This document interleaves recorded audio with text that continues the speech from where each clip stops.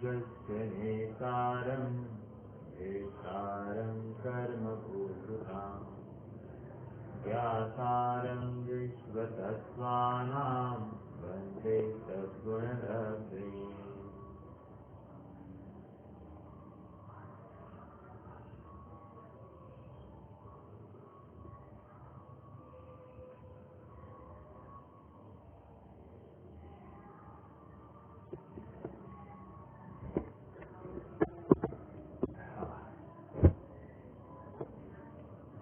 सत्वार सूत्र के माध्यम से हम आत्मा का अधिगम कैसे होता है इस विषय पर संक्षेप में यथा योग्य विस्तार से हम चर्चा कर आए हैं।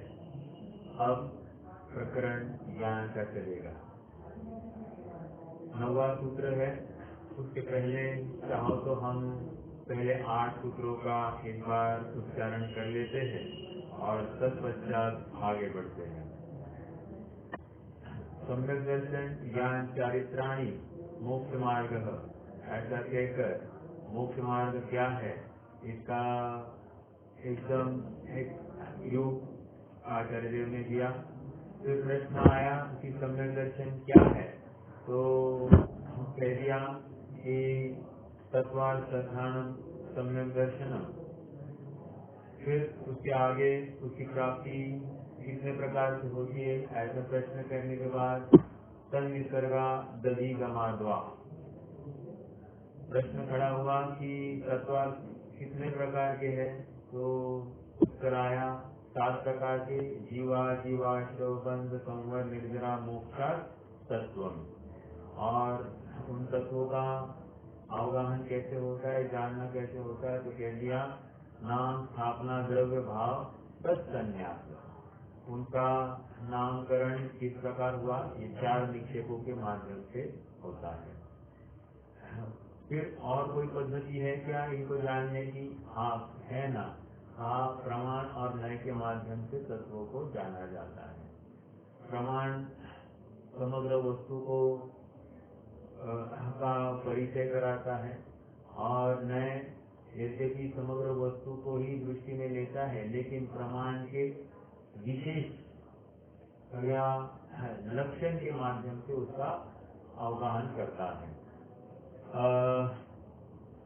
फिर और प्रश्न आया और कुछ विस्तार। हाँ कहा निर्देश स्वामित्व साधन अधिकरण स्थिति विधान सह। ओके, ये 6 अनुयोगों के माध्यम से वस्तु का ग्रहण किया जा सकता है। और कुछ विस्तार हो सकता है क्या, और कुछ समझाने की अपेक्षा? तो हाँ कहा ये सत्संख्या स्पर्शन क्षेत्र सत्संख्या क्षेत्र स्पर्शन काल अंतर्भाव अल्प बहुत वैश्य, ये इस प्रकार 8 अनुयोगों के माध्यम से भी वस्तु का अनुभव होता है। अब आज हम थोड़ा सा आगे बढ़ते हैं। मति 5 ज्ञानों की चर्चा चलने वाली है। मति श्रुतावधि मनपर्य केवलान ज्ञानम। संधि करेंगे। मति 1, श्रुत 2, अवधि 3, मनः पर्यय 4, केवलानि 5, ज्ञानम। अब ये ज्ञानम अंत दीपक है, लगाया है तो एक्चुअली इसमें 2 अर्थ निकलेंगे। ज्ञान 5 है या 1 है, तो सूत्र का अंत तो ज्ञानम ऐसा एक वचन से किया है और कथन 5 का किया है, तो क्या समझा जाए? तो यहाँ पर आचार्य समझा रहे हैं कि निश्चय से ज्ञान 5 नहीं है, ज्ञान 1 ही है, लेकिन वो किस प्रकार काम करता है, किस प्रकार जानता है, उसको उस जानने की सामर्थ्य को लेकर हम उस ज्ञान का नामकरण उस रूप में करेंगे। जैसे आप सबको याद होगा कि हमने अनंतानुबंधी कषाय किसको कहा था? अनंतानुबंधी अप्रत्याख्यान प्रत्याख्यान संज्वलन कषाय किसको कहा था? तो हमने देखा था कि जो किसी में बाधक हो गई, जैसे अनंतानुबंधी क्या कहा, जो मिथ्यात्व के साथ रहे तो अनंतानुबंधी। अप्रत्याख्यान जो किंचित भी त्याग होने न दे, अप्रत्याख्यान। प्रत्याख्यान जो सकल संयम धारण न करने दे, तो प्रत्याख्यान। और संजोलन जो यथाख्यात चारित्र प्रकट होने न दे, तो संजोलन। तो यहाँ पर भी क्या बात आ गई थी, उनकी ग्रेडिंग की गई थी। ओके, अच्छा है कि ग्रेडिंग के अनुसार, वैसे यहाँ पर ज्ञान के ग्रेडिंग के अनुसार, ज्ञान एक ही है, जानता कैसे है और कितना जानता है, इसको लेकर ज्ञान की ग्रेडिंग चलती है। तो कह रहे कि कितने प्रकार का है, कह रहे 5 प्रकार का ज्ञान, 5 प्रकार के जानना होता है। ये स्थूल रूप से कथन है। क्यों, इसमें भी और कुछ विस्तार है? हाँ, विस्तार तो बहुत है।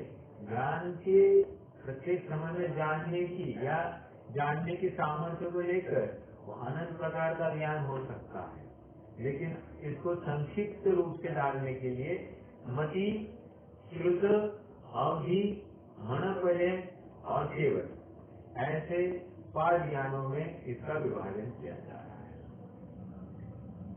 मति ज्ञान की चर्चा अपन प्रारंभ करेंगे। अगले 2-3 सूत्र भी पढ़ लेते हैं, क्योंकि अब 3-4 सूत्रों की युगपत चर्चा चलने वाली है। 10वां सूत्र भी, 10वां, 11वां, 12वां, इसको हम पढ़ लेते हैं। ठीक है,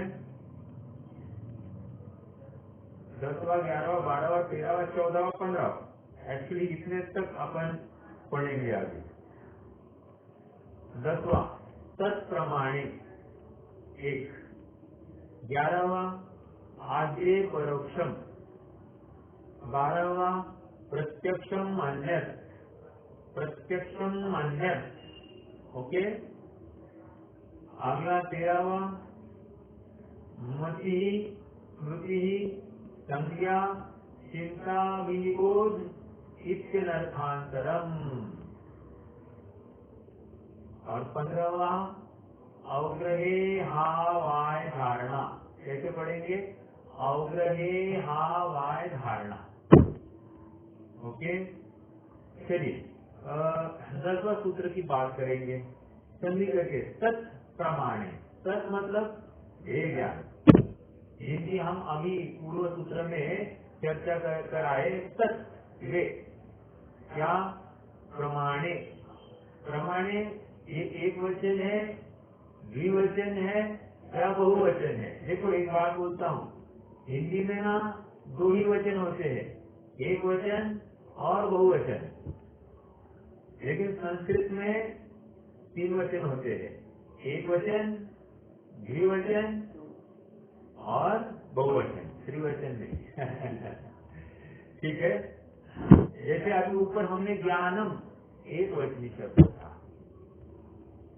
ज्ञाने ऐसा आया होता तो वो द्विवचन, ज्ञानानि ऐसा कुछ आ जाए, हमें ज्यादा संस्कृत का ज्ञाता नहीं हो, लेकिन और कुछ आ जाए तो अनेक वचन भी हो सकता है। वैसे यहाँ पर प्रमाणे, प्रमाणम आया होता तो एक वचन, प्रमाणे आ गया तो ये द्विवचन। इसका मतलब ये 5 ज्ञानों को 2 में डिवाइड किया है। 2 में डिवाइड किया है मतलब क्या? कि वो कैसे जानते हैं, परोक्ष रूप से जानते हैं या प्रत्यक्ष रूप से जानते हैं, इसके माध्यम से उनका डिवीजन है। तो 2 प्रकार से डिवीजन किया। तो कह रहे हैं कि तत्प्रमाणे वे 5 ज्ञान प्रमाण ज्ञान है। लेकिन जैसे प्रमाण कह रहे हैं, अगला सूत्र इमीडिएटली देख लीजिए, 11वां आद्य परोक्षम। आद्य, आद्य, आद्य नहीं कहा, आद्य, आद्य अगेन द्विवचन, पहले के 2, पहले के 2 आद्य है ना। 5 देखो 9वें सूत्र की तरफ देखना है। आद्य, आद्य मतलब मति, श्रुत, आद्य। ओके, आद्य कह रहा होगा तो वो पहला एक ही ज्ञान आता, आद्य कहा तो दो ज्ञान आए, राइट। तो आद्य परोक्षम, मतलब ये प्रमाण है ना, प्रमाण कह रहे हो। प्रमाण में क्या है, दो प्रकार के हैं ना, तो कौन से पहले दो जो है वे परोक्ष हैं। ओके, परोक्ष पर अधिक अक्षर, परोक्ष की भी संधि करके देखिए अपन ने, पर अधिक अक्षर। अक्षर का अर्थ होता है इंद्रिया, अक्षर का अर्थ होता है आंख, अक्षर का अर्थ होता है आत्मा। यहाँ पर क्या लेना, अक्षर मतलब इंद्रिया। ओके, अगला 12वां सूत्र भी देख लेते हैं। प्रत्यक्षम मन्यत्, प्रत्यक्षम मकहलन अन्यत्, क्या है अन्यत्, बचे हुए। क्या है प्रत्यक्ष, अर्थात अवधि, मन परे और केवल ज्ञान, ये प्रत्यक्ष ज्ञान है। तो 10वें सूत्र में जो बात आई थी, तत्प्रमाणे, अर्थात वे दो प्रमाण रूप है, ठीक है। और 11वां और 12वें सूत्र में कौन से प्रमाण है उसकी चर्चा आ गई। ओके, अब थोड़ा सा हम और विचार करेंगे।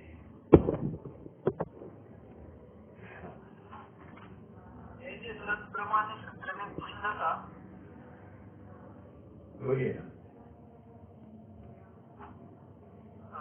आपसे क्या है पांचों ज्ञान, समय ज्ञान ही प्रमाण है और अन्य मिथ्या ज्ञान प्रमाण नहीं है, मतलब समझे।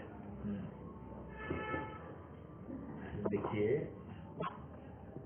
पांचों ज्ञान प्रमाण है, ये देखो ये किसकी चर्चा चल रही है, ये चर्चा चल रही है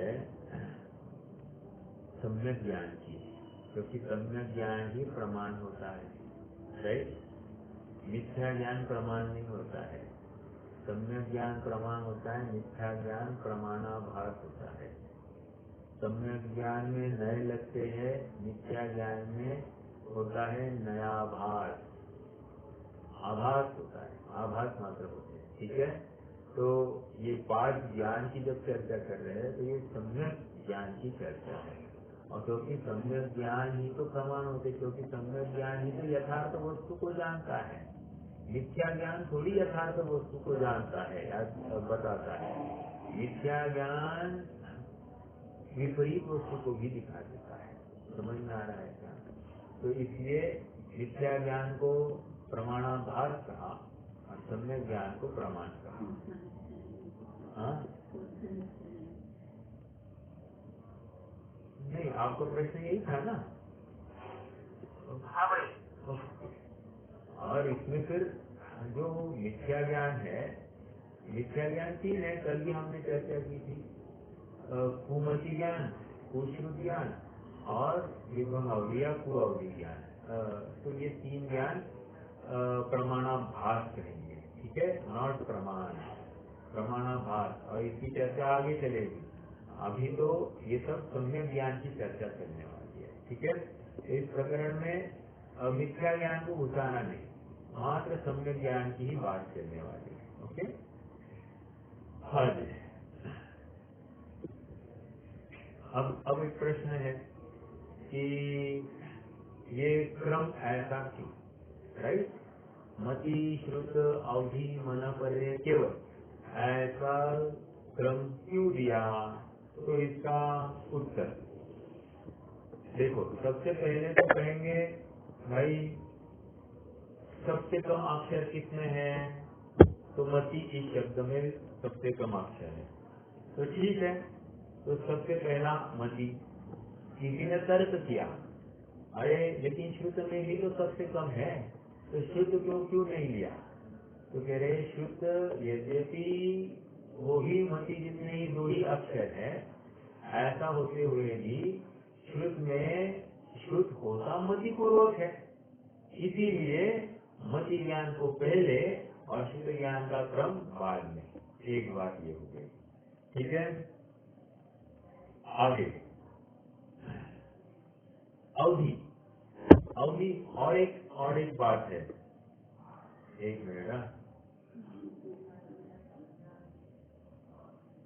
क्या कहा?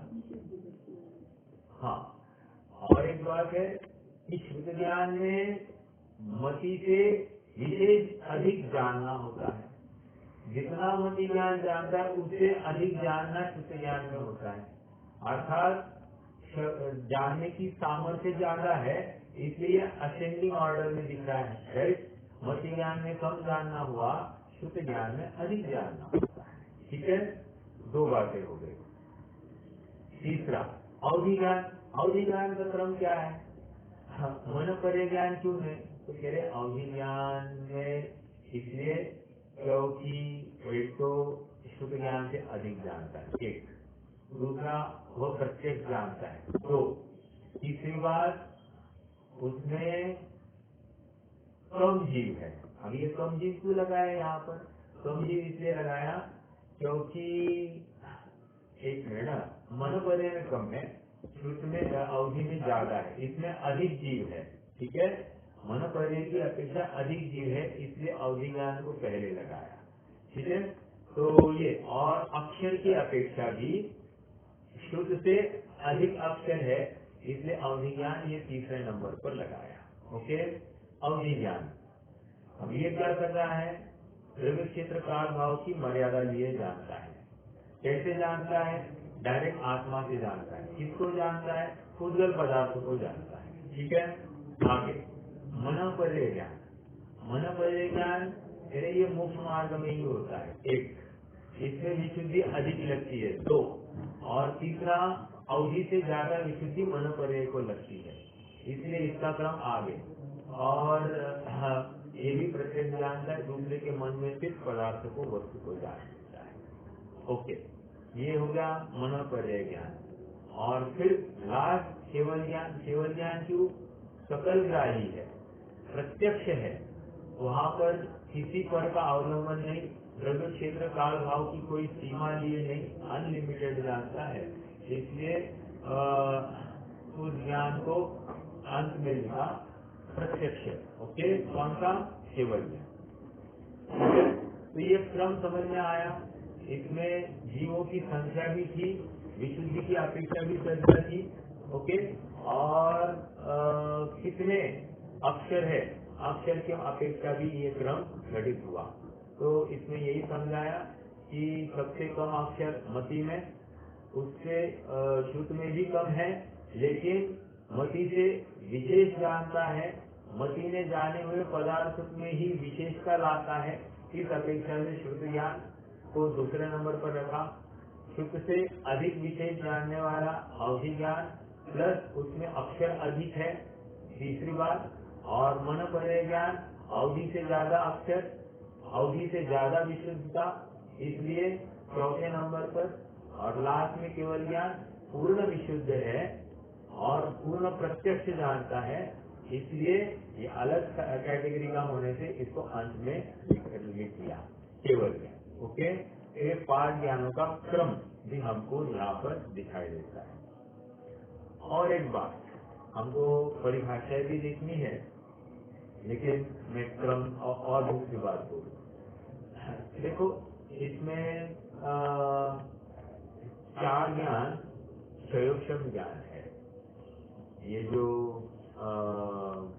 मति, श्रुत, अवधि, मनोपर्य और केवल ज्ञान, इनमें 4 ज्ञान है क्षयक्षमिक ज्ञान, और केवल ज्ञान है क्षय ज्ञान। ये समझना क्यों, ऐसा क्यों?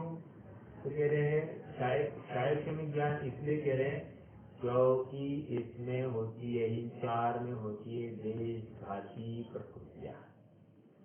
और केवल ज्ञान क्यों कह रहे हैं? क्योंकि उसमें मात्र और मात्र सर्वघाती प्रकृतियां ही पाई जाती है, अर्थात वो सर्वघाती प्रकृति ही है। और मति, शुद्ध, अवधि, मनोपर्य, ये इसमें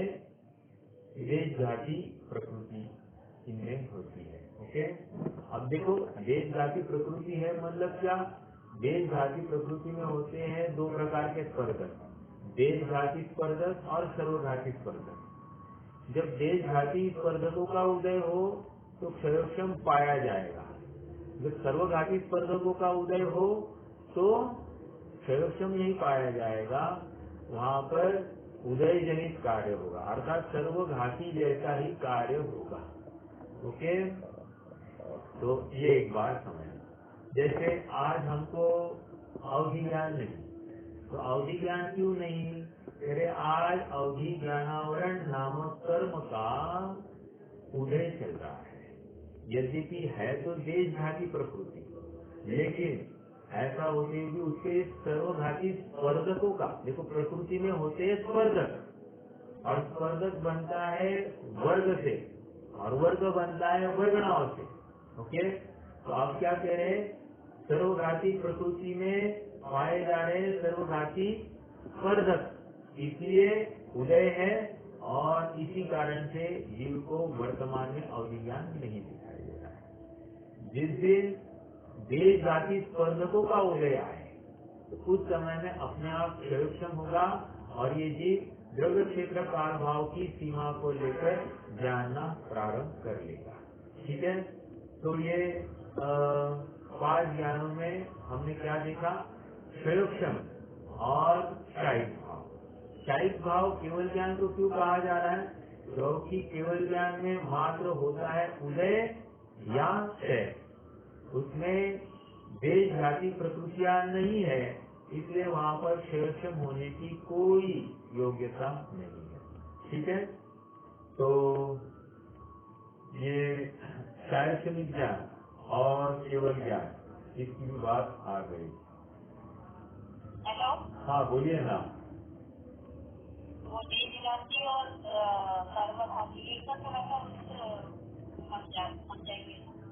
हाँ जी, देखिए प्रश्न ये है कि देश घाती प्रकृति और देश घाती प्रकृति और सर्वघाती प्रकृति, आपको इसके लिए एक टेबल बनाना पड़ेगा।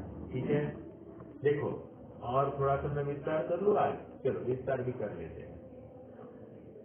देखिए ऐसा होता है कि टोटल कर्म प्रकृतियाँ कितनी है, 8, ज्ञानावरण, दर्शनावरण, मोहनीय, अंतराय, वेदनीय, आयु, नाम, दूसरा, राइट। तो घाती और घाती ऐसे डिवाइड कर दी, तो घाती प्रकृतियों में ही क्षयोक्षम अगर होगा तो घाती प्रकृतियों में ही होगा, अघाती में नहीं होगा। कारण इसलिए क्योंकि उनमें या तो क्षय होता है या तो उपशम होता है, सॉरी या तो क्षय होता है या तो उदय होता है, मतलब कह रहे कि उनमें सर्वघाती स्पर्धक ही पाए जाएंगे। एक्चुअली वहाँ स्पर्धक की बात, सर्वघाती प्रकृति की बात नहीं है, लेकिन मैं मेरी तरफ से लगा रहा हूँ, क्योंकि होता भी वैसे ही है ना, सर्वघाती जैसे ही, या तो उदय या तो क्षय। ठीक है, अब आ जाइए घाती प्रकृतियों में। वैसे घाती प्रकृतियाँ कितनी है, अरे 4 कर्मों को लेकर 47 उनके भेद बनते हैं। क्या भेद है, जैसे अभी हमने ज्ञान के कितने देखे, 5, दर्शन के कितने हैं, 9, मोहनीय के कितने हैं, 28, और अंतराय संबंधी कितने हैं, 5। ठीक है, अब हम यहाँ पर ये कह रहे हैं क्षयोक्षम कहाँ पर होता है, क्षयोक्षम वहीं पर होता है जहाँ पर देश घाती प्रकृतियों में देश घाती स्पर्धकों का उदय हो। यदि देश घाती प्रकृति है और उसके सर्वघाती स्पर्धकों का उदय हो तो क्षयोक्षम नहीं हो सकता। फिर से कहूं, देश घाती प्रकृति में देश घाती स्पर्धकों का उदय तो होगा क्षयोक्षम, देश घाती प्रकृति में सर्वघाती स्पर्धकों का उदय तो होगा घात। घात मतलब उदय होगा, तो उदय होगा मतलब क्या, वहाँ पर स्वभाव का उभाड़ नहीं दिखाई देगा। ओके, लेकिन देश घाती स्पर्धकों का उदय जब होता है वहाँ पर स्वभाव का उघाड़ दिखाई देता है, कुछ न कुछ अंश में स्वभाव का उघाड़ दिखाई देता है। ऐसा क्यों? इसके लिए कारण है, कह रहे उनमें जो स्पर्धक होते हैं ना, उनकी जाति होती है। जैसे कोई देश जाति स्पर्धक होते हैं, उनकी क्या जाति होती है? कह रहे हैं कि लता, दारू, अस्थि, शय। ठीक है, लता, दारू, अस्थि, शय। तो कह रहे लता, दारू, अस्थि, शय हम नहीं समझे। हाँ, तो कह रहे हैं कि स्पर्धक इसमें 4 प्रकार के होते हैं, अर्थात उनकी पावर, उनकी इंटेंसिटी, उनकी ताकत की कौन से प्रकार की है बल देने की, उसकी अपेक्षा से वो बात घटित होगी। जैसे लता क्या होती है? बेल क्या होती है? बहुत ही सॉफ्ट होती है, तो जैसे चाहे वो मुड़ जाती है। ओके, तो इसमें ज्यादा ताकत नहीं होती, कठोर नहीं होती है लता। दारू मतलब देवदारू, अर्थात लकड़ी, काष्ठ वाली लकड़ी। ये लकड़ी थोड़ी सी कठोर है, मतलब लता से ज्यादा कठोर। ओके, लता, दारू। अस्थि मतलब क्या? हड्डी कितनी स्ट्रांग है? अरे लकड़ी से बहुत स्ट्रांग है। ठीक है, तो लकड़ी का क्या हो सकता है? उसको थोड़ा सा पानी में भिगोया जाए, उसको बेंड भी किया जाए, राइट। लेकिन हड्डी को टूट जाएगी, लेकिन बेंड नहीं होती है। हालांकि उसको भी गर्म करके कुछ हो सकता है, लेकिन बहुत मुश्किल है, राइट। और शैल क्या होता है? शैल मतलब पत्थर। तो तेरे पत्थर कभी झुकता ही नहीं, टूट जाए लेकिन पत्थर झुकता नहीं है। ओके, तो ये कह रहे हैं कि 4 प्रकार के स्पर्धक इन देश जाति स्पर्धकों में या सर्वजाति में ही पाए जाते हैं। लेकिन क्या प्रॉब्लम है इसमें? अरे यदि देश जाति प्रकृतियों के देश जाति स्पर्धक आने हैं, तो वहाँ पर क्या कहेंगे?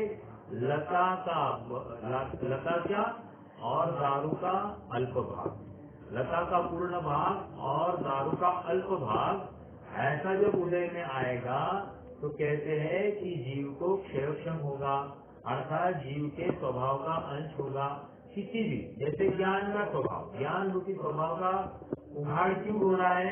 क्योंकि उसके देश जाति स्पर्धकों में भी लता और दारू का अंश उदय में आ रहा है।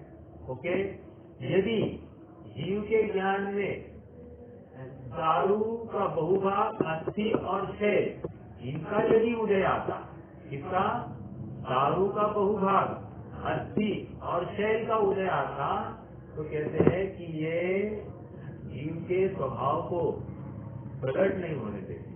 ओके, अब मेरा आपसे प्रश्न है कि अभी हमारा मति ज्ञान का, हमको मति ज्ञान है, राइट। तो मति ज्ञान है, तो इसमें कारण क्या? ये कौन सी प्रकृति होगी वैसे? देश जाति प्रकृति है या सर्वजाति प्रकृति है? मति ज्ञान देश जाति प्रकृति। देश जाति प्रकृति में कौन से स्पर्धक है यहाँ पर? देश जाति स्पर्धक या सर्वजाति स्पर्धक?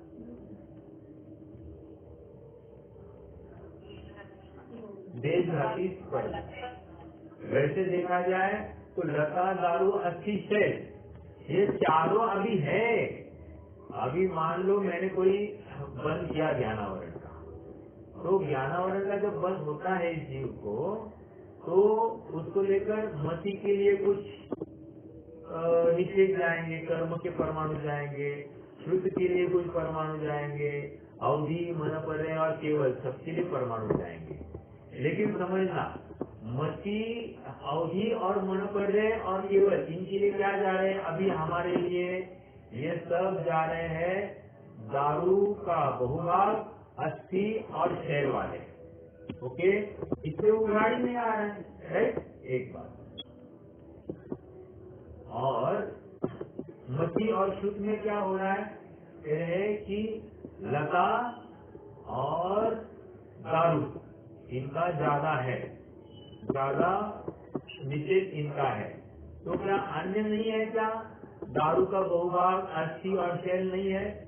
है इनका भी, लेकिन क्या होता है जब वे उदय में आते हैं, तो जब उदय में आते तो उनका होता है शिवुक संक्रमण, और संक्रमण होकर वे दारू का अल्प भाग और लता रूप कन्वर्ट होकर आ जाते हैं। इसीलिए यद्यपि है इसमें भी सर्वघाती जैसे अंश, लेकिन वो देशघाती रूप अर्थात लता और दारू रूप होकर उदय में आते हैं। इसीलिए इस जीव के ज्ञान के ऊपर पूर्ण आवरण करने में समर्थ नहीं है। अंश रूप ज्ञान का उघाड़ तो रहता ही रहता है। ओके, इसलिए हमारा क्या हो रहा है, क्षयोक्षम। देखो, क्षयोक्षम की एक परिभाषा बहुत अलग है, मैं अभी आज उसको उठाना नहीं चाहता हूँ, लेकिन यहाँ पर मति ज्ञान का क्षयोक्षम हो रहा है। कैसे क्षयोक्षम हो रहा है, कह रहे हैं दारू, अस्थि और शैल वाले जो परमाणु है उनका उदयाभावी है, वे ही परमाणु सत्ता में पड़े हैं सदावस्था रूप कुक्षम, और देशघाती स्पर्धक ऐसे लता और दारू का अल्प भाग का उदय, इसको लेकर क्या हो गया, क्षयोक्षम। तो ये किसने हुआ, मति ज्ञान का हमने करके देखा। वैसे ही शुद्ध ज्ञान का लगाइए, वैसे ही जब अवधि ज्ञान प्रकट होगा तो अवधि ज्ञान का भी लगा सकते हैं, मन पर्य ज्ञान प्रकट होगा तो मन पर्य ज्ञान में लगा सकते हैं, ठीक है, तो वैसे उनमें लगा सकते हैं। तो इन शॉर्ट क्षयोक्षम जहाँ पर होता है वहाँ पर देशव्यापी स्पर्धकों का उदय, और देशव्यापी स्पर्धकों में भी कह रहे हैं कि लता और दारू, लता पूर्ण रूप से और दारू का अल्प भाग वहाँ पर उदय में होगा, और इसको लेकर जीव के स्वभाव का अंश प्रकट होता है और उसको लेकर जीव जानता है। अर्थात हमारा अभी वर्तमान में जो मति श्रुत ज्ञान है ये ऐसा ही लता और दारू का अल्प भाग। अब ये इसमें समझना है थोड़ा सा, क्या पूर्ण लता उदय में आ रही है क्या, नहीं, पूर्ण लता नहीं आ रही है, लता भी बाधा कर रही है और दारू भी बाधा कर रही है। समझ में आ रहा है क्या, जितना उनकी इंटेंसिटी है, फलदायक शक्ति है, उसके अनुपात में हमारा जानना होता है। ओके, हमारी जानने की सामर्थ्य उनके फलदान के अनुसार हो रही है, अर्थात कि आवरण डाल रहे हैं ना तो प्रकटता नहीं होती है, ठीक है। अब ये एक बात हो गई।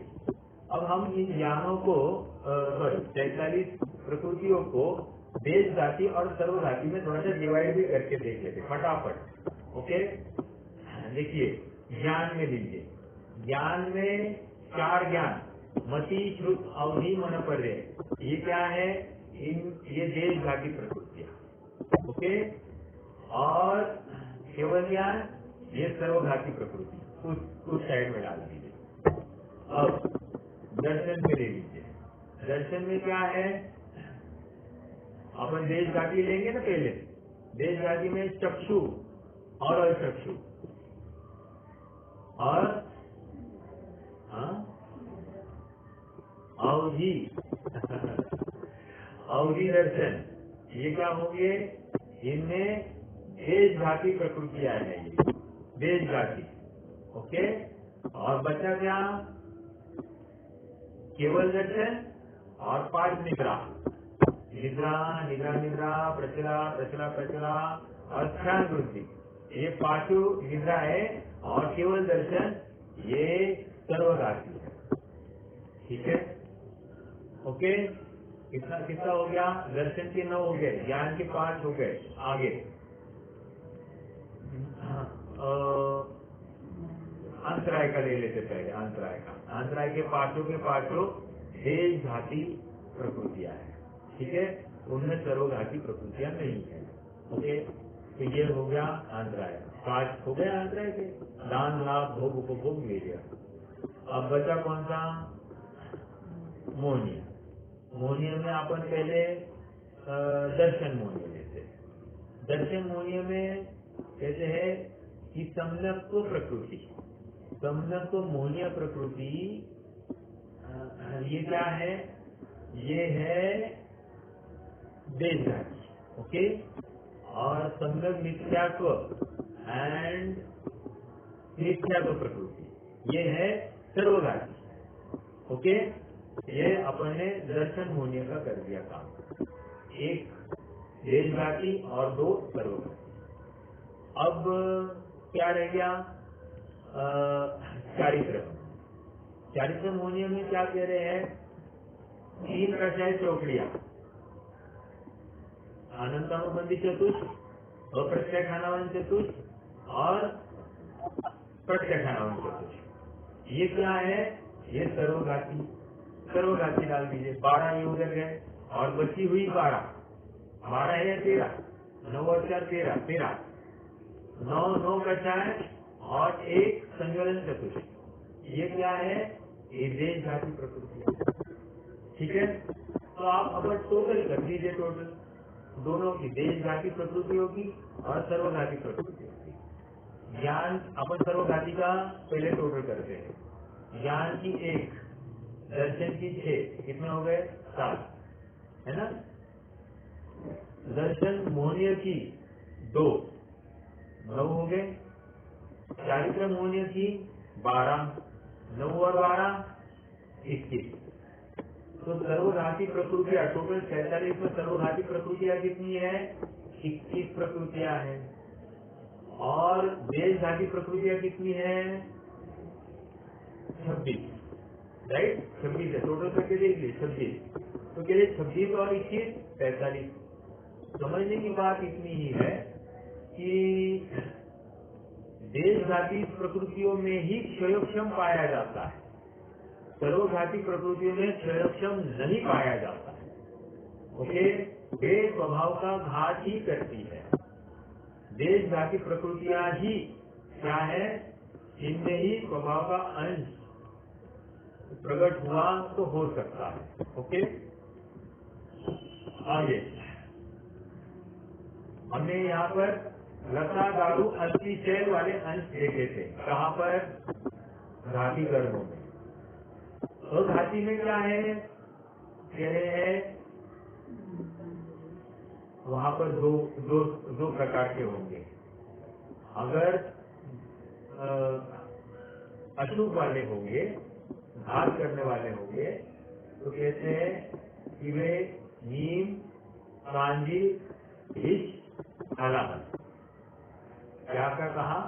नीम, कांजी, हिच, हलाहल, ये है, ओके। वे तो घात करते ही करते। और साता वाली प्रकृतियां होगी, अशुभ प्रकृतियां होगी, तो गुड़, खांड, शर्करा और अम्ल। गुड़, खांड, शर्करा और अम्ल, ठीक है। ये इस प्रकार की अघाती में प्रकृतियां पाई जाती है। लेकिन उघाड़ है और वहां पर वे स्वभाव को प्रकट होने नहीं देते, ठीक है। तो समझने की बात इतनी है कि देशघाती प्रकृतियां कितनी है? 26 और सर्वघाती प्रकृतियां ये 21। वहां पर अघाती की अपन चर्चा अलग से नहीं कर रहे, लेकिन उसमें मैंने एक छोटी सी इनपुट दे दी कि साता वाली प्रकृतियां और असाता वाली प्रकृतियां या शुभ प्रकृतियां और अशुभ प्रकृतियां, उनमें कौन से अंश पाए जाते हैं?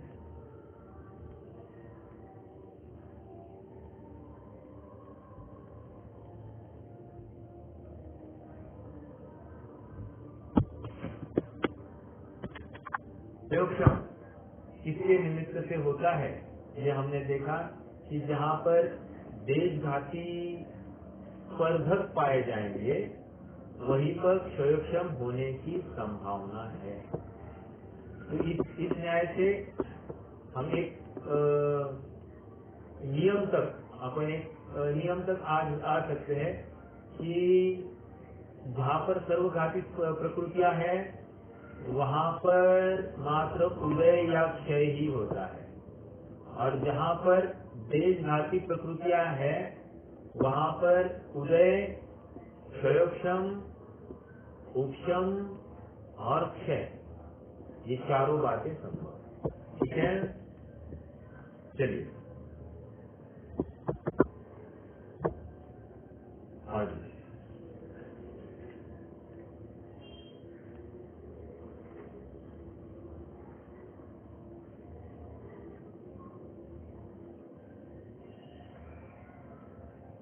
हाँ आगे, अब थोड़ी सी डेफिनेशन देखते हैं।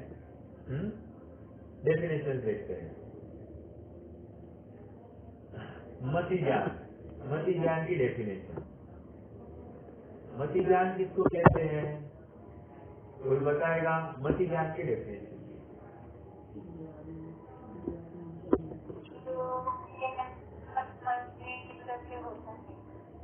बोल। परस्पर की चीज छोड़कर इंद्रियों और मन के निमित्त होता है।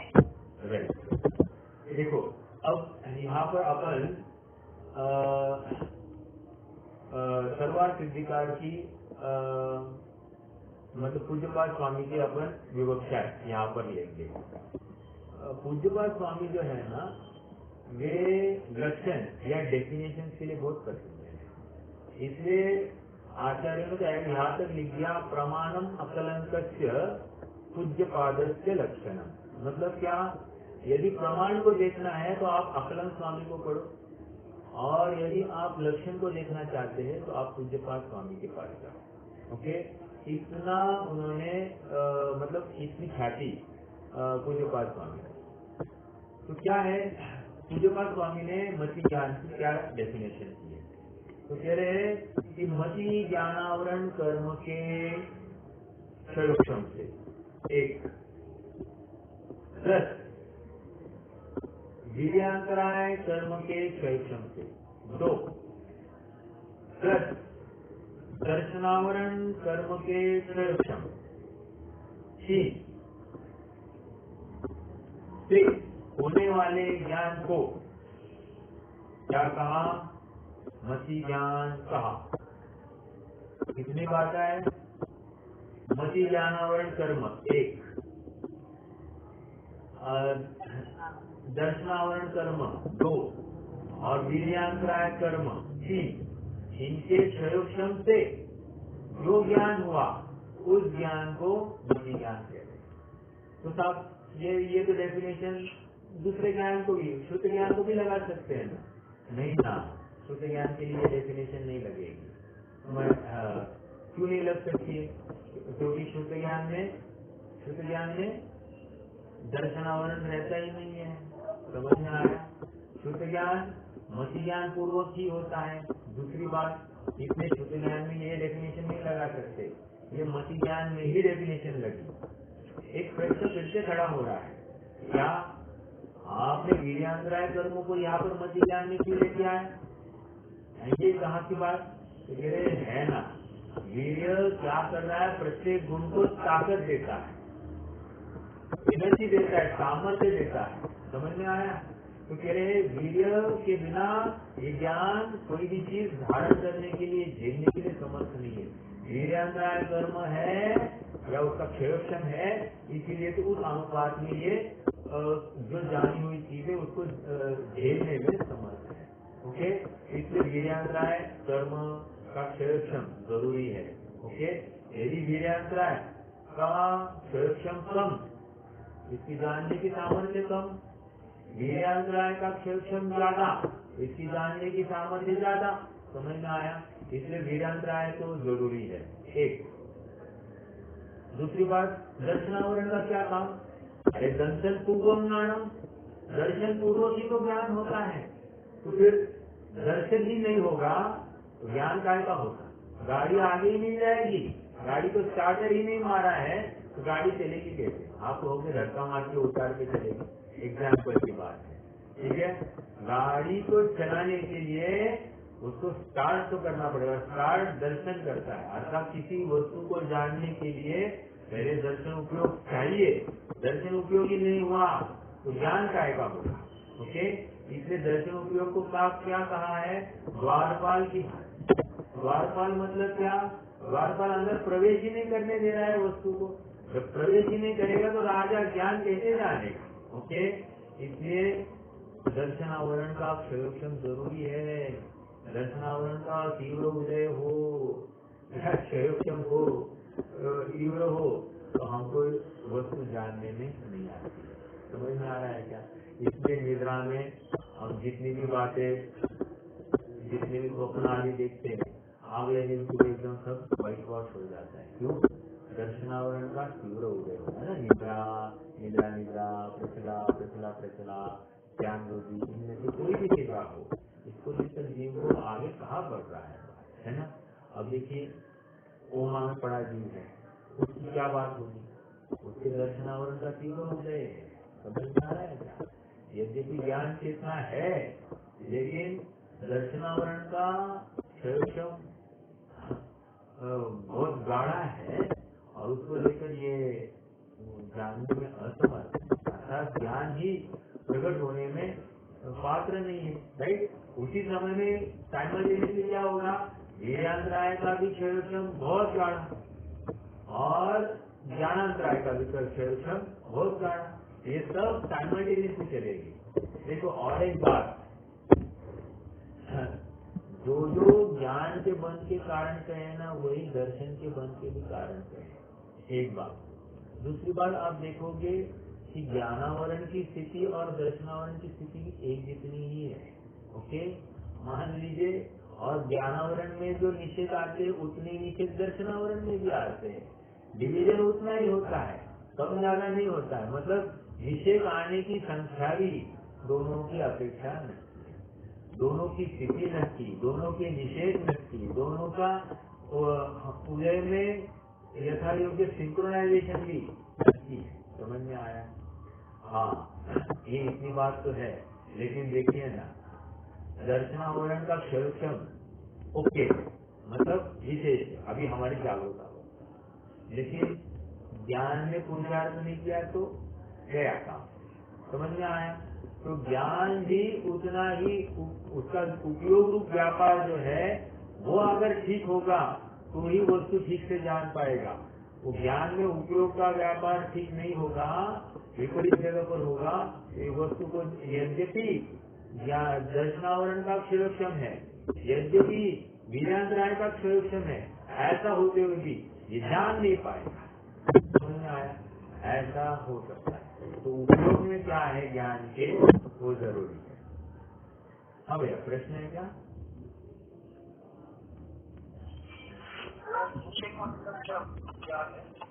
निषेध, निषेध मतलब आज के लिए आप इतना ही समझिए, टैक्स ऑफ कर्म। टैक्स मतलब क्या होता है? जब भी कोई कर्म बनता है ना, तो मान लीजिए 100 साल के लिए बनता है, राइट?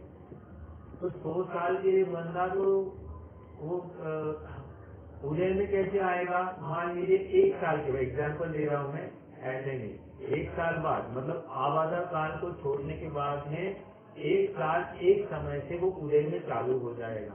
कब तक देगा? 100 वर्ष तक अब उसका फल देगा। तो तेरे 100 वर्ष तक एक समय में बांधा हुआ कर्म 100 वर्ष तक अब उदय में, मतलब 99 ईयर्स के लिए वो उदय में आने वाला है। तो वो कैसे आएगा? तो उसका एक जो जितने कर्म परमाणु उदय में आएंगे उसको कहेंगे निषेक। निषेक में एक फाइल, एक स्टैक में वो रहते हैं, उस स्टैक का स्टैक वो उदय में आ जाता है। जैसे आपको बताओ, हम कोई वेयर हाउस है, वेयर हाउस, तो वहाँ पर क्या करते हैं, माल स्टैक करते रहते हैं कि नहीं? तो कई फर्स्ट इन फर्स्ट आउट आदि सब वहाँ वेयर हाउसिंग की स्कीम्स होती है। मतलब माल कैसा, जो पहले अंदर आया था वही पहले बाहर जाएगा। तो इस प्रकार ही उसका स्टैकिंग होता है। तो कौन सा माल पहले बाहर जाएगा?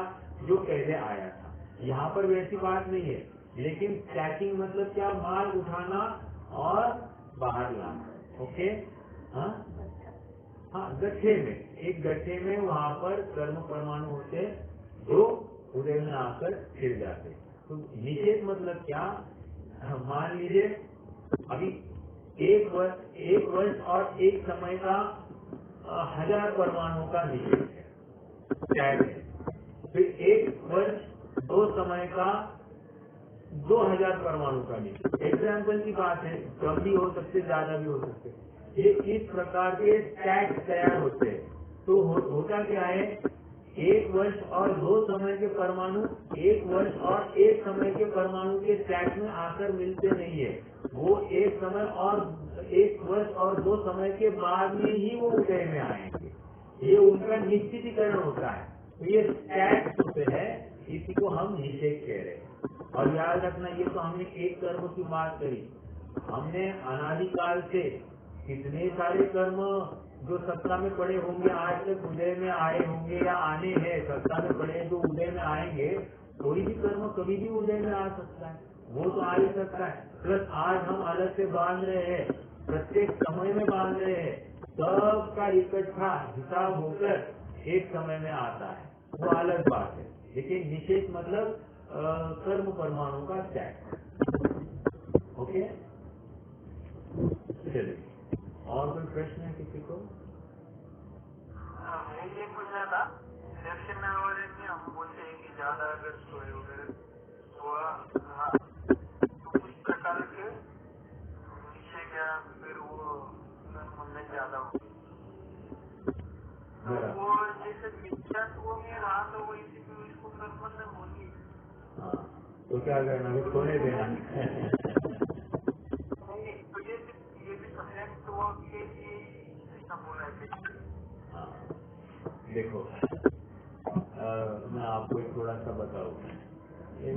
एक श्वेतांबर महाराज थे, वो हमेशा ऐसा कहते हैं, श्वेतांबर मान्यता में है नहीं है मुझे नहीं मालूम, लेकिन किसी की मैंने सुनी है।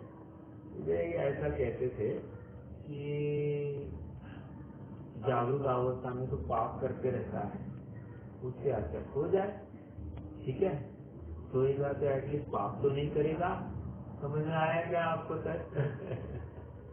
तो आपके प्रश्न के इन लाइन चल रहा है कि जागरूक अवस्था में वैसे भी मिथ्यात्व है, मिथ्यात्व में तो महापाप कर रहा है, तो सो जाए, एटलीस्ट सोएगा तो पापाचरण में प्रवृत्ति नहीं होगी, विकट ध्यान नहीं करेगा, अर्ध ध्यान रौद्र ध्यान नहीं करेगा, विषय भोगों की वांछा नहीं करेगा, तो अच्छी बात है, पाप कम होगा। तो इसलिए सोना अच्छा है ना, कंपेयर टू जागरूक अवस्था। लेकिन यहाँ पर समझाते हैं कि सुलझने का अवसर कहाँ है, सुलझने का अवसर कहाँ है, जागरूक अवस्था में या निद्रा वाली अवस्था में? इसलिए जागरूक अवस्था में तो भले कर्म बंध ज्यादा हो रहा है, ऐसा होते हुए भी जीव को प्रोबेबिलिटी, अवसर कहाँ है सुधरने का? तो कह रहे अवसर ये जागरूक अवस्था में, इसीलिए जागरूक रहने की आज्ञा है, सोने की आज्ञा नहीं। ठीक है,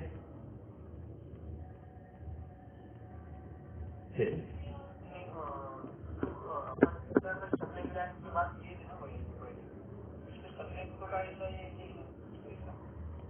फिर से मेरे प्रश्न नहीं आया मेरे ज्ञान में आपका।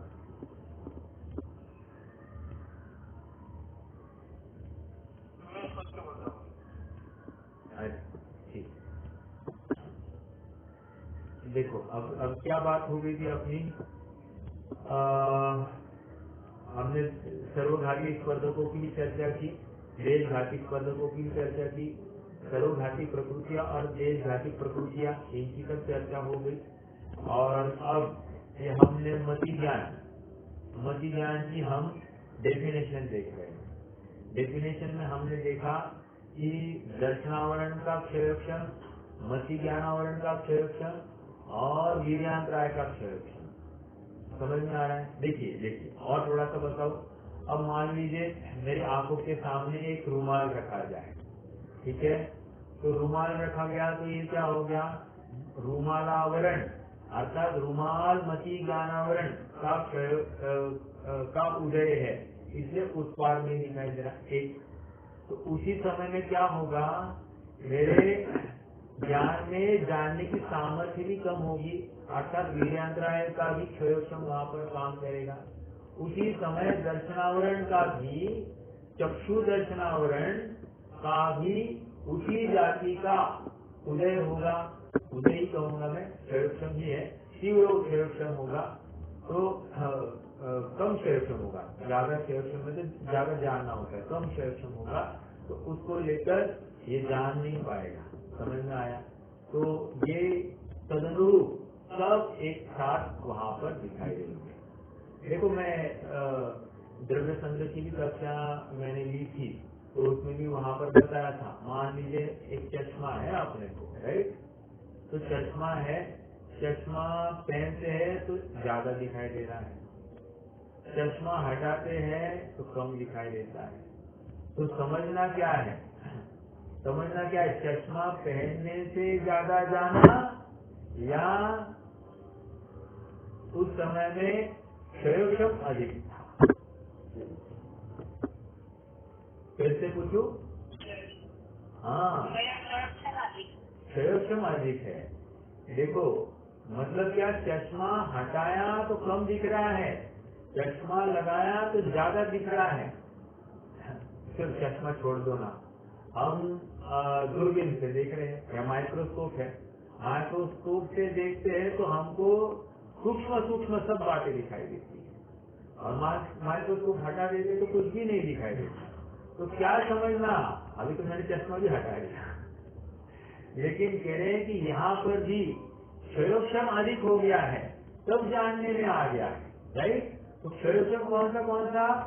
मति ज्ञानावरण का क्षयोक्षम प्लस वीर्यांतराय का क्षयोक्षम प्लस दर्शनावरण का क्षयोक्षम, ये सब होनेंगे और उसके बाद ही जाना जाएगा। मतलब क्या, अब जैसे सर्वधाती देश जाति प्रकृतियां थी, देश जाति प्रकृति के देश जाति स्पर्धकों का उदय, देश जाति स्पर्धकों में भी कौन सा है अभी? लता और दारू।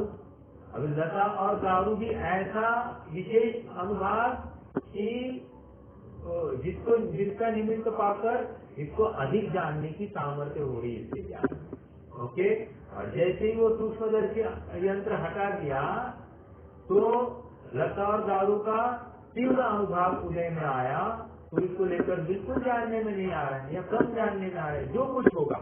तो कहने की बात यह है कि यथा योग्य बाहर का साधन भले ही दिखाई दे रहा है, लेकिन यथा योग्य अंदर यहाँ पर क्षयोक्षम अनुसार हिनादिक होता हुआ दिखाई देगा। कितनी, अभी आप कहोगे अरे कर्मों को कैसे पता चला चश्मा आ गया है चलो ज्यादा जाने, चश्मा हट गया है कम जाने। अरे नहीं ना, ऐसी सहज योग्यता है, सहज योग्यता, मतलब कोई व्यवस्था करनी नहीं पड़ती, वो हो जाती बराबर, तब समय में बराबर वैसी योग्यता हो जाती है। और जीव को लगता है देखो चश्मा पहनने से अच्छा दिखाई देता है, राइट? और चश्मा ज्ञान का कारण है, ऐसा मानना है ज्ञान। ओके, तो इसी से तो मिथ्या तो मतलब मान्य, देखो निमित्त है, इसमें विरोध नहीं। मान्यता में है कि चश्मे के कारण ही मैं ज्यादा जान पा रहा हूँ, ये गलत। समझ में आया? ये हमने उदाहरण के माध्यम से, वैसे आप अभी श्रवण यंत्र के माध्यम से समझिए कि श्रवण यंत्र लगाया तो अधिक समझने में आया, नहीं लगाया तो कम समझने में आया, या ऐसा अपन लगा सकते हैं सुनने में आने की अपेक्षा। तो ये क्षयोक्षम तदनुसार उसका दर्शनावरण का और इसका भी होता है। कितनी बातें दी थी पंडित साहब ने भी पहले, मोक्ष प्रकाशक में भी वहाँ पर लिया ना कि फूला के परमाणु आ जाए तो दिखाई नहीं देता है, कांच, लाल कांच, खिल्लरी कांच या हरी कांच आ जाए तो हरा दिखाई देता है। तो ये हरा दिखाई देता है, आड़ी आ जाए, मतलब निमित्त नैमित्तिक संबंध कितना घना है, ये बात वहाँ पर घटित करके देखी थी। और जैसा बाहर में निमित्त होता है तदनुरूप इसको दिखाई देता है, लेकिन ऐसा होते हुए भी ज्ञान की सामर्थ्य से ही जानने में आता है, ये समझना अत्यंत जरूरी है। ठीक है, ये मति ज्ञान की चर्चा। यहाँ पर एक बात ये हो गई, दर्शनावरण का क्षयक्षम जरूरी है। ओके, दर्शनावरण का क्षयक्षम नहीं हो तो मति ज्ञान जानने में समर्थ नहीं है। क्षयक्षम होगा लेकिन जानने में समर्थ नहीं होगा। ओके, ये बात समझना। ठीक है,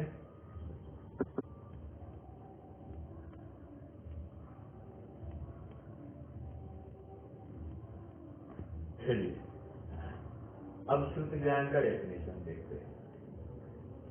श्रुत ज्ञान का डेफिनेशन कोई कर सकता है इसी लाइन पर?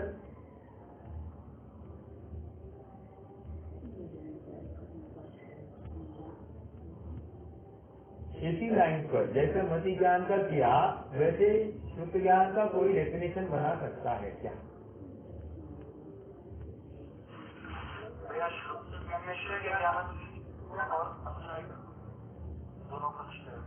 श्रुत ज्ञानावरण और अंतराय का, ये वीर्यांतराय का क्षयक्षम, राइट? ठीक है, बहुत अच्छा। एक और रह गया, और कुछ बोल सकते हैं? श्रुत ज्ञान कैसे जानता है? हाँ, मति ज्ञान पूर्वक। ये लगाना, ये 3 बातें जरूरी है।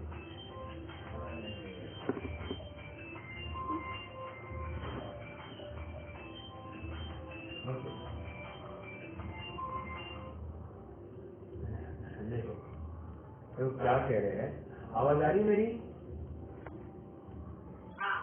ओके, देखो मति यहाँ पर कह रहे हैं शुद्ध ज्ञानावरण का क्षयक्षम 1 प्लस वीर्यांतराय का क्षयक्षम 2 प्लस मति ज्ञान पूर्वक जो वस्तु का जानना होता है उसको शुद्ध ज्ञान कहते हैं। या ये एक डेफिनेशन हो गई। ओके, दूसरी डेफिनेशन, मति ज्ञान में जाने हुए, ये मोक्ष मार्ग प्रकाशक की, मति ज्ञान में जाने हुए विषय के माध्यम से अन्य विषय का जानना जिस निमित्त से हो उसे शुद्ध ज्ञान कहते हैं। ओके, ये थोड़ी डिफिकल्ट है समझने के लिए, मैं ये भी समझाऊंगा। पहली डेफिनेशन तो समझ में आ गई, सेम लाइन्स पर चलाई हमने। ओके, वहाँ पर इतनी बात आई कि शुद्ध ज्ञान मति पूर्वक ही जानता है। ओके, इसलिए श्रुतम मति पूर्वम द्वैनेक द्वादश वेदम, आगे चलकर सूत्र आने वाला है। ठीक है, शुद्ध ज्ञान मति पूर्वम, शुद्ध ज्ञान के पूर्व मति ज्ञान ही होता है। ठीक है, मेरा एक प्रश्न है, मति ज्ञान शुद्ध ज्ञान के पहले ही होता है या मति ज्ञान ही शुद्ध ज्ञान के पहले होता है? दो सेंटेंस है मेरे, कौन सा सही है? फिर से थोड़ा सा उपयोग देकर सुनना। मति ज्ञान शुद्ध ज्ञान के पहले ही होता है और मति ज्ञान ही शुद्ध ज्ञान के पहले होता है। कौन सा सही है या दोनों सही है? दोनों सही है। Very good. कितने जन है? कितने जन है बहन जी के साथ में?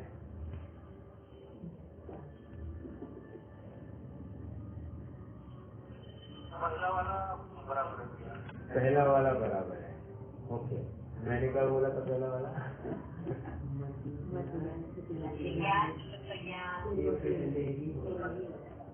देखो, मति ज्ञान शुद्ध ज्ञान के पहले ही होता है और मति ज्ञान ही शुद्ध ज्ञान के पहले होता है।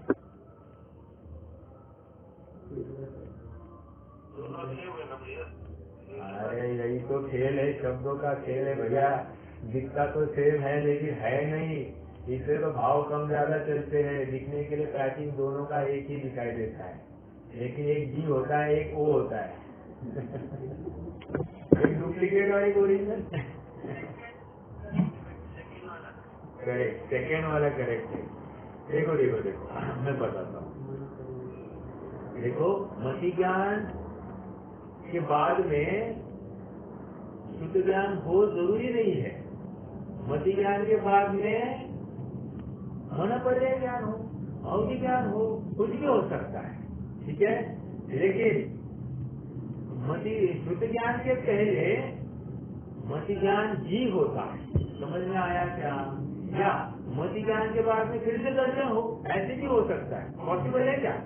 मति ज्ञान के पश्चात फिर से दर्शन उपयोग हो, ऐसा हो सकता है?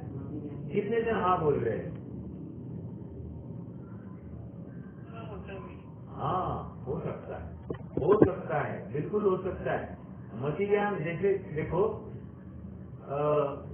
मुझे दर्शन उपयोग हुआ, दर्शन उपयोग से फाइल ट्रांसफर हो गई मति ज्ञान में, तो वहाँ पर अवग्रह यहाँ अवाय ये प्रोसेस से आगे हुआ, अपने आगे बढ़ना है, तो वो प्रोसेस से आगे बढ़ी और फिर और अवग्रह तक आ गई, हट गई, या यहाँ तक आ गई, हट गई, या अवाय तक आ गया, हट गया, या फिर धारणा में आ गया, हट गया। तो हो सकता है ये नीचे जाए, फिर से दर्शन उपयोग करें, कोई प्रॉब्लम नहीं।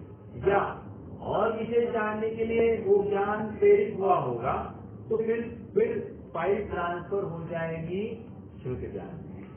ओके, ये एक बात समझना।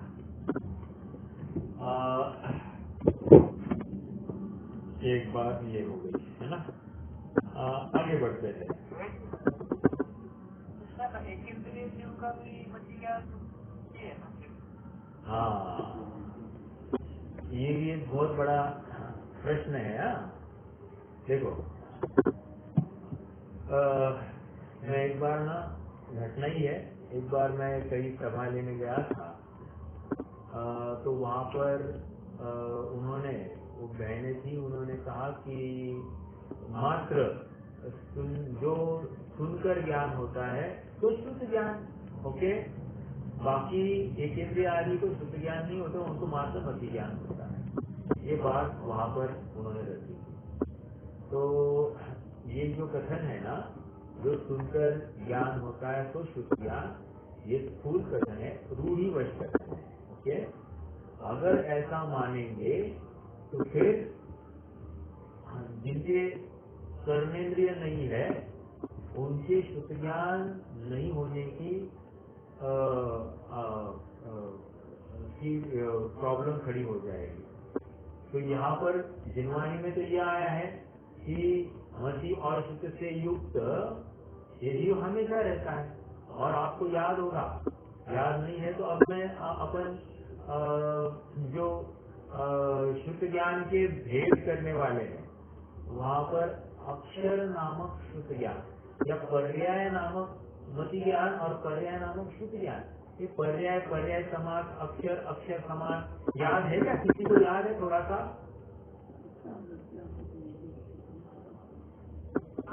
ये थैंक यू। तो कि अक्षर अक्षर समास, पर्याय पर्याय समास ऐसे बढ़ते हुए ज्ञान है। तो ये पर्याय पर्याय समास क्या था, किसको था? वो निकोदिया जी को था ना। मतलब वहाँ पर जो शुद्र भव वाला, तीसरे समय वाला जो समय था, वो 6011वां भव याद है क्या? वो वहाँ के भव वाले को इतना हीन ज्ञान और वो शुद्ध ज्ञान पाया जाता है।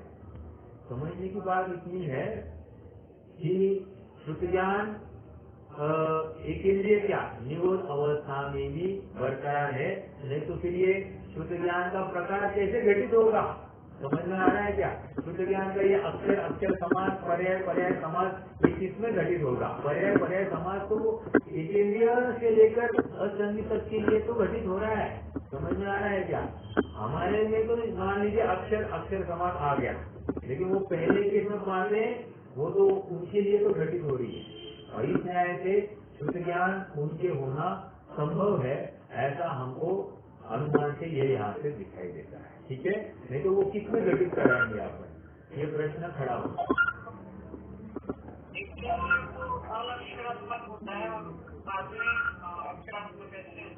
हाँ, एक इंद्रिय क्या जिसको किसका बचा?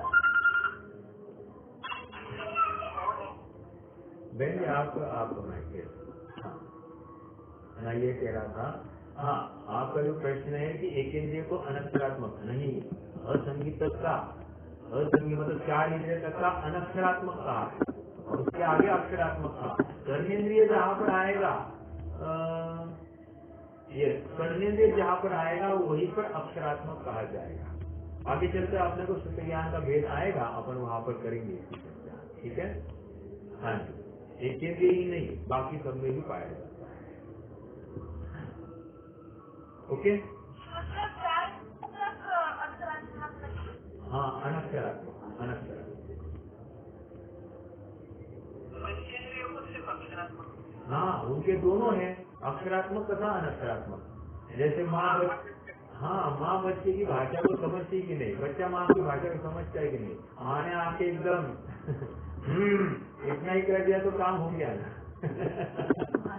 चलिए कोई बात नहीं, ये है तो एक बात नक्की हो गई कि शुद्ध ज्ञान ये सभी जीव मात्र में पाया जाए, मतलब संसारी जीवों की अपेक्षा अपनी चर्चा है, सदमस्तों की विशेष रूप से तो वहाँ पर शुद्ध ज्ञान पाया ही जाता है। ओके, तो आइए आज रुक जाते हैं, अपन और चर्चा कल इसकी बढ़ाएंगे।